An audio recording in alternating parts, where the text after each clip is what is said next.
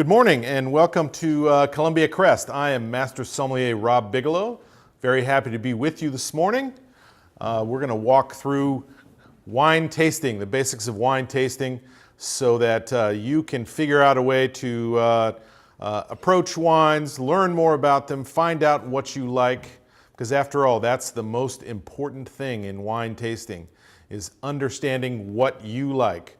Your palate and your taste are most important.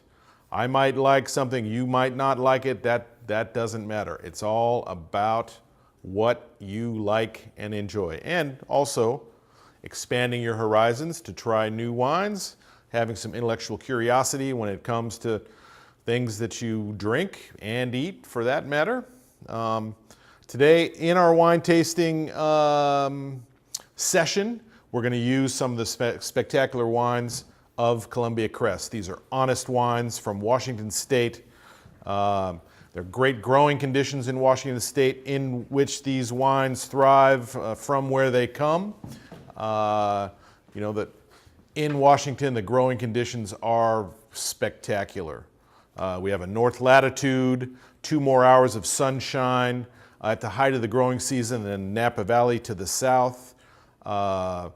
Not too much rainfall, warm during the day, cool at night, so that the grapes are able to ripen spectacularly during the day and then cool down at night, which helps maintain the great acidity in the wines. I would like to remind you that during the course of this live, please go to the comment box on the live page and send questions. We'll be happy to answer questions throughout. I'd like this to be a little bit of a dialogue if we could. I can answer any questions that have to do with these Columbia Crest wines, wine tasting generally, wine service, et cetera, et cetera. So again, as I said, we're going to use the Columbia Crest wines as our examples for wine tasting. I thought it would be cool. You know, oftentimes people struggle a little bit with even opening a bottle of wine. A lot of you have that old butterfly corkscrew in the back of the drawer that you inherited from your parents that's barely held together and is very difficult to use. I'll just give you a super quick example here on the 2014 H3 Chardonnay. Got my corkscrew here, sharp little knife.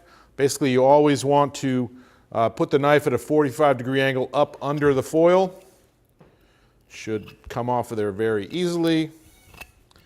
And boom. Simple, right? Nice clean cut under the second lip.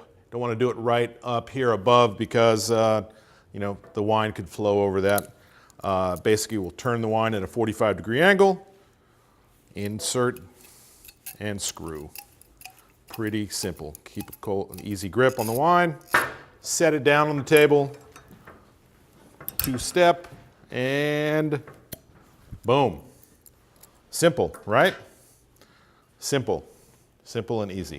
So let's jump into some of the basics of wine tasting. Again, we're going to start with the H3 Chardonnay from the Horse Heaven Hills. Horse Heaven Hills is a smaller growing area within the larger Columbia Valley in eastern Washington, right next to the mighty Columbia River. So we're able to, again, warm during the day, cool at night, perfect environment for growing and making Chardonnay. So the first thing I'm always going to look at when I'm tasting is, you know, we go through these 5 S's. So the first S of the 5 S's is sight. I'm going to look at this wine and just make sure that it's bright and clear and not cloudy. That would give us a clue that there might be something wrong with the wine. But here we have a star bright wine. It's sort of yellow with a golden hue, which tells me that these grapes have seen the sun. Go ahead and give it a little swirl. Coat the upper sides of the glass. Often people put a lot of importance into the legs and what that means. Basically from the legs, which are the drips that form down the side of the edge back toward the wine. Basically all you can tell from those is if they're slightly thick, the wine's probably been aged in an oak barrel or seen some oak of some sort. if a wine were unbelievably sweet, it would also have some thick legs. Often thicker, stouter, slower to form legs might be indicative of a more quality wine, just because oak aging is going to add some viscosity for sure. Now comes the fun part, the smell. Take my glasses off, put my nose in. Basically, I'm always going to want to try and identify what fruit aromas I smell in the wine. Obviously, there aren't fruits added to the wine. We don't add apple or pear or pineapple, but there are aromas that are reminiscent of those things, and there are basically four fruit families that you want to look for in white wines. Wow. So those four fruit families would be citrus, right? Lemon, lime, orange, grapefruit. Tree fruits, apple, pear, quince. Stone fruits, which would be pear, or pardon me, peach, nectarine, apricot. And then tropical fruits, mango, papaya, pineapple, et cetera, et cetera. Tropical fruit would definitely be indicative of something from a very, very warm climate. Very, very warm. So as I put my nose in the H3 Chardonnay, I'm struck immediately with not quite green apple, but maybe more yellow apple, ripe yellow apple.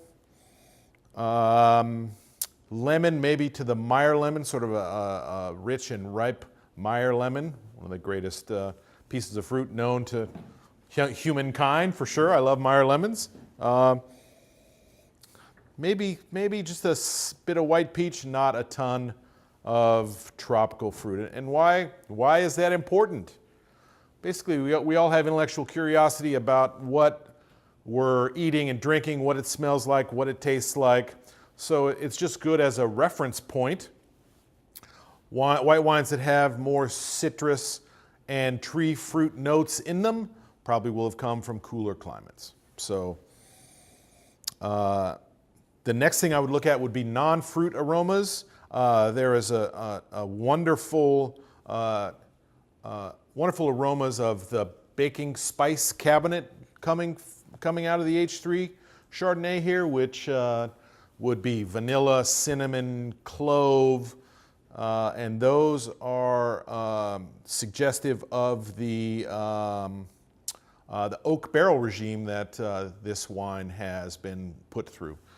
This is a $15 bottle of Chardonnay. I know for a fact that every Chardonnay at Columbia Crest is aged in a barrel. That can't be said for every other $15 bottle of Chardonnay on the market. A lot of people use oak chips, I believe. There are about 14,000 Chardonnay barrels at Columbia Crest. Fewer of H3, but these are honest wines made with honest winemaking techniques. And I smell that oak barrel coming clear here in the H3 Chardonnay. And then I would look for mineral components, earth and mineral. Typically when you're tasting, if you were to blind taste, that's a whole nother ball of wax. Blind tasting is a great thing to do. It's sort of the great equalizer. But when you're blind tasting and you're trying to figure out what the wine is and where it's from, you would wonder first if it's from the New World or the Old World. The New World basically includes North America, South America, Australia, New Zealand, and South Africa, right? Wines of the New World are going to be fruit first, ripe fruit on the nose. Old World wines, by Old World we mean Europe. Those wines are going to be earth and mineral first because it doesn't get as warm there.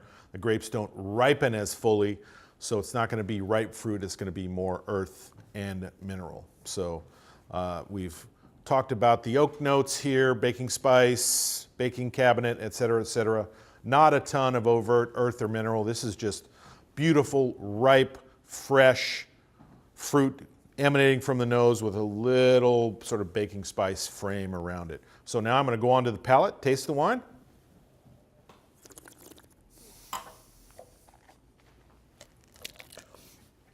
All right, let's go through what I just did right there. Obviously, if you're at a wine tasting or conducting a wine tasting, and you're going to be tasting a number of wines, you probably want to think about spitting, because if you don't, after about 8, 10 tastes of wine, you're going to start to lose your sensory acuity in your ability to assess a wine, and that would be spitting in reverse, known as the German method. But there is a tactful way to spit when tasting. I'll show it to you again. Basically, I'm going to put the wine in my mouth.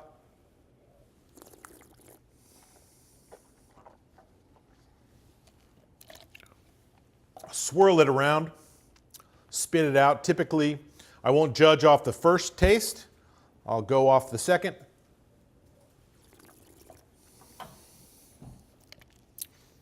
Spit it into the cup. Very ladylike, right?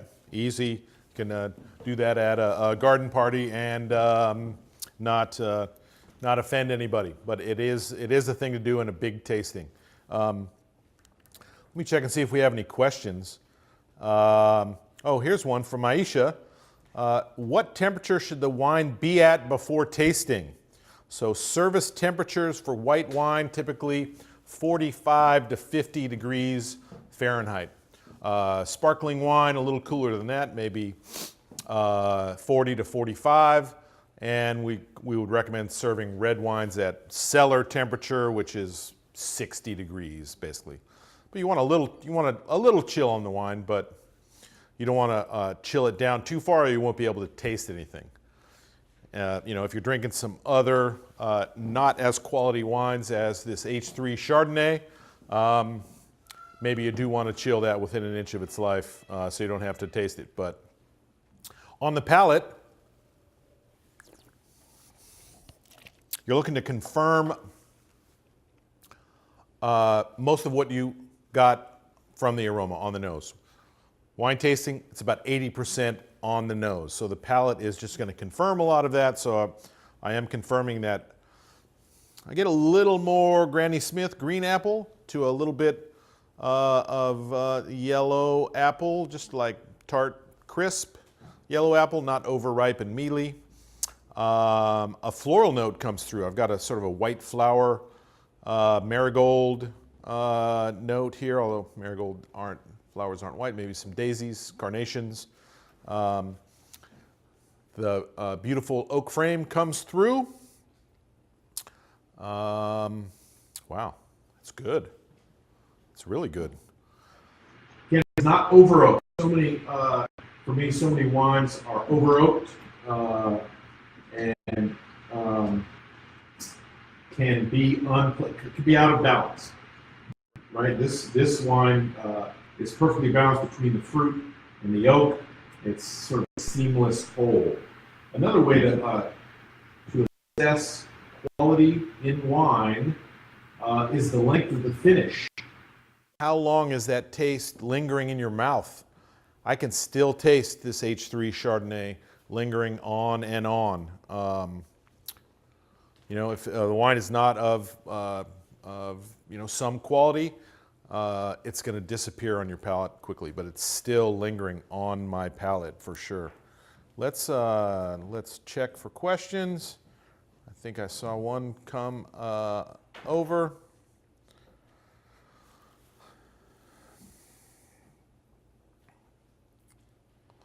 Let's see, from Jennifer, how does one get better at identifying nose and palate notes? Very good question. When I was preparing for my Master Sommelier exam, I spent a lot of time in the produce section at the supermarket, basically going through and smelling every piece of fruit and every vegetable. The produce guy looked at me, as did my fellow shoppers, looked at me like I was a crazy person, but your senses are like muscles. You can develop them. The more that you actively work to develop them, smelling fruit, like smell a Meyer lemon if you ever get a chance. It's intoxicating. Just go to the supermarket, smell everything. Make it a habit to start smelling everything. And when you taste things, think about what you're tasting, not just wine, but everything else.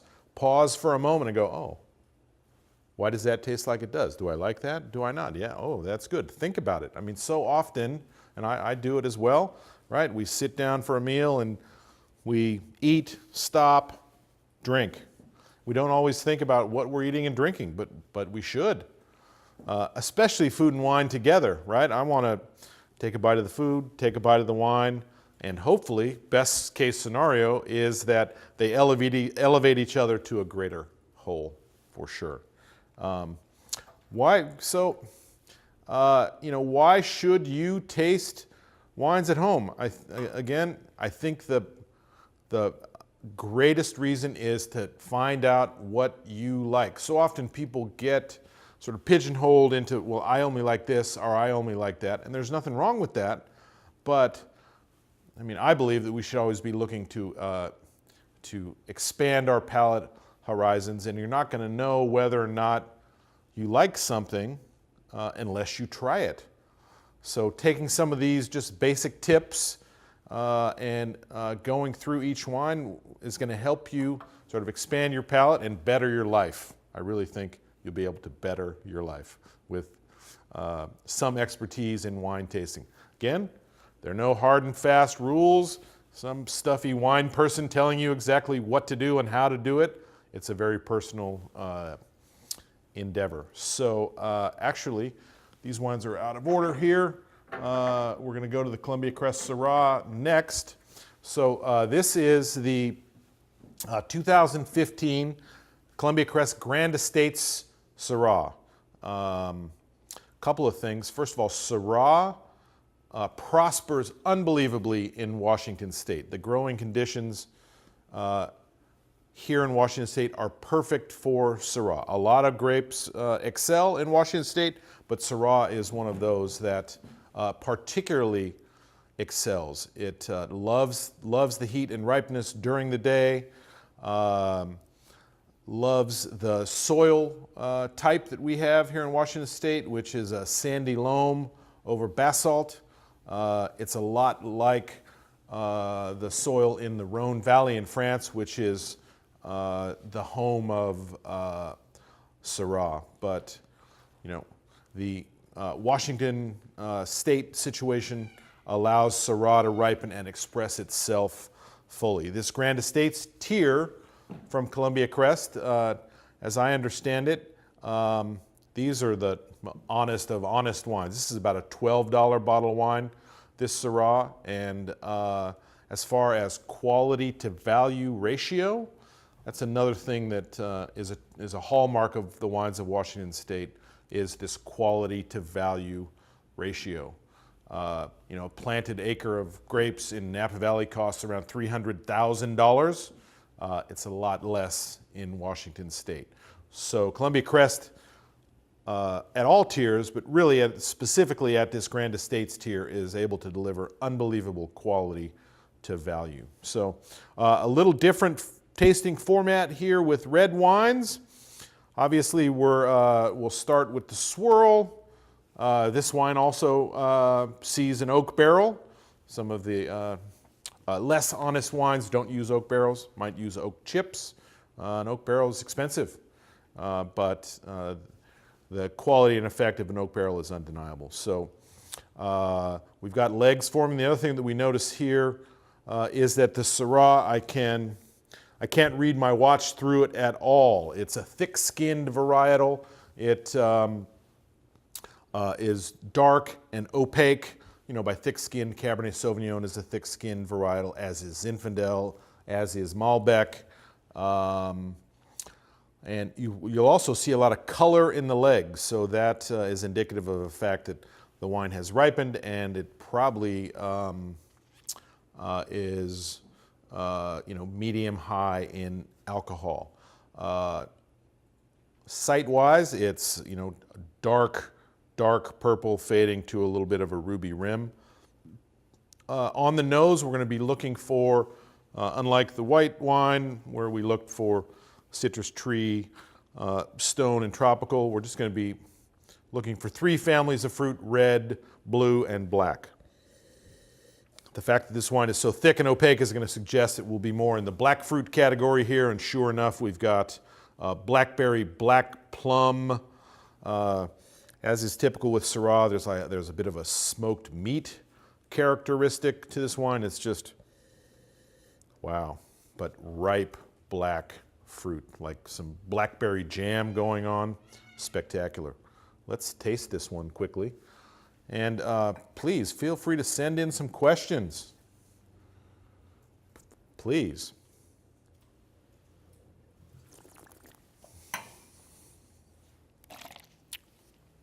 Oh, wow. Oh, wow. That's just mouth-fillingly, mouth-wateringly spectacular. Same black fruits come through, sort of, I don't eat a lot of flowers, but it smelled and tastes like flowers, sort of some purple roses, perhaps. Spectacular. Not a ton of earth, and very well integrated oak. Not as overt as it might have been on the Chardonnay, but just ripe, yummy. It's okay to call wines yummy. There's a yum factor. Delicious, and again, a very, very long finish. Again, that is one hell of a $12 bottle of wine right there. I drink a lot of Syrah at home. I drink a lot of this one at home. Just, you know, wine's meant to be satisfying. It's not overly complex. Just, does it satisfy you? That is a basic question you should ask yourself in wine. Just because some wine writer or somebody says that this wine is, you know, spectacular, doesn't mean that it has to be that for you. There is something about the hedonistic pleasure in a glass of wine. You don't have to think about it too much. You just enjoy it. So that's the Columbia Crest Grand Estates Syrah. Again, a spectacular $12 bottle of wine coming from the larger Columbia Valley appellation in eastern Washington. So, here's a question from Jeffrey. Thank you, Jeffrey. Good to hear from you. Can you speak to the terroir of eastern Washington and how the wines from Columbia Crest benefit from this unique area? That is a great question. Thank you, Jeffrey. Again, we've touched on it a little bit. The Cascade Mountains bisect Washington State. To the west of them lies Seattle, where there are about 40 inches of rain annually per year. To the east, the Columbia Valley, which is actually the northernmost sort of terminus or tip of the Sonoran Desert. So we really have high desert. We talked a little bit about the sandy loam on top of the basalt with the mighty Columbia flowing through, which offers up great water for irrigation. But more than anything, it's this diurnal shift overnight that it can get to 90 or 100 degrees during the day and drop to 50 degrees at night, which preserves the great ripeness with this acidic frame. We also have a longer growing season that goes into, you know, October and sometimes as late as very early November. Our third wine, typically the grapes for this wine are harvested around Halloween, but the grapes are allowed to stay on the vine a little bit with this extended growing season without rain. In other places around the world, rain can sort of torpedo a harvest because if it rains a lot before the grapes are brought in, they turn into big water balloons and quality is diminished. So thank you, Jeffrey, for that question. That was spectacular. Let's move on to the big finish, which is the Reserve, the Columbia Crest Reserve Cabernet Sauvignon. So this wine is made from, it's a great process that Juan Munoz Oca, who is the superstar winemaker at Columbia Crest, basically he takes all of the best lots of Cabernet Sauvignon harvested from the estate vineyard at the winery, as well as spectacular Cabernet Sauvignon vineyards from around the state. So he takes the very, very best lots and makes this Columbia Crest Reserve Cabernet Sauvignon. This is the best of what is produced at Columbia Crest. This wine, not this particular vintage, we're tasting the 2013 here, but the 2009 Columbia Crest Reserve Cabernet Sauvignon, pardon me, the 2005 Columbia Crest Reserve Cabernet Sauvignon was the first and still only wine ever to be #1 in the Wine Spectator Top 100. First Washington Wine Spectator Top 100 in their 2009 version. So that's something very unique about this wine. So it's 100% Cabernet Sauvignon, and let's taste through it quickly. I still have lingering finish from the Syrah, but I'm looking forward to tasting the Cabernet. Not quite as purple and darkly colored as the Syrah, but still darkly colored nonetheless. I would call it a dark ruby center fading out to a little bit of a lighter rim. Basically, as wines age, this wine's not aging yet, but for you, if you were looking to figure out signs of a wine's aging, the rim around the outside, and I don't have white paper here today, but it would be good to check sight out on a wine over some white paper. You can really see the color and the quality therein.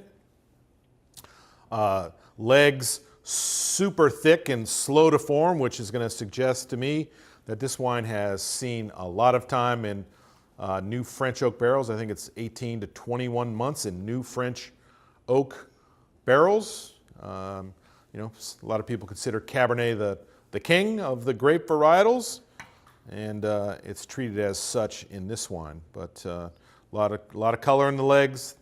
This is going to be fun. The nose part is going to be quite a lot of fun because there are going to be a lot of spectacular aromas issuing from this glass for sure. Oh wow! So I get some red and black fruit, ripe fruits. There's sort of a depth to the quality of the fruit. I get both red and black plum, some black currant, some red currant. There's even a hint of boysenberry, a little blue fruit showing out here. Wow, just the oak wrapping on the wine is integrated, not overt, but it's in the background. You can sort of, the nuance of the oak, after doing this for a while, you can actually smell quality oak, which sounds weird, but I smell the oak quality coming out here.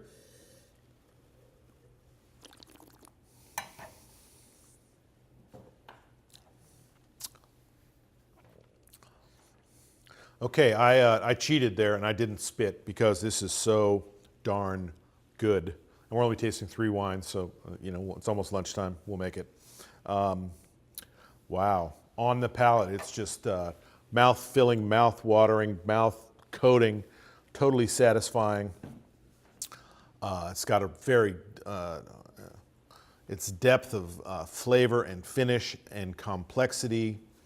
I mean, it's not so complex that its qualities aren't apparent, but there's a lot of nuance here to the flavors going on. Not a ton of earth or mineral, as we would expect with a New World wine. The oak frame, again, is consistent. Purple flowers, some of the baking spices, long finish. Oh, wow, here we go. Let's take time out for another question. What's the purpose of gurgling when tasting? That's a good question. Thank you, Andy. So to enhance the taste of the wine, you pass some oxygen through it almost as you would when you were gargling with mouthwash or something in the morning. I'll give a little example here. So I'm just going to put the wine in my mouth.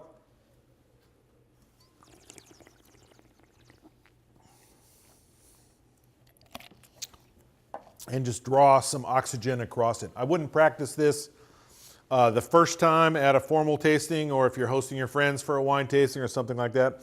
Maybe practice over the sink with some water before you do it, but the idea is to just pass oxygen through the wine, which is going to amplify the tastes and flavors within your mouth, retronasally, it's gonna help as well. But so now I'm not tasting the wine just on my tongue and my palate, but on my gums and throughout my entire mouth, which is a very pleasant sensation for sure.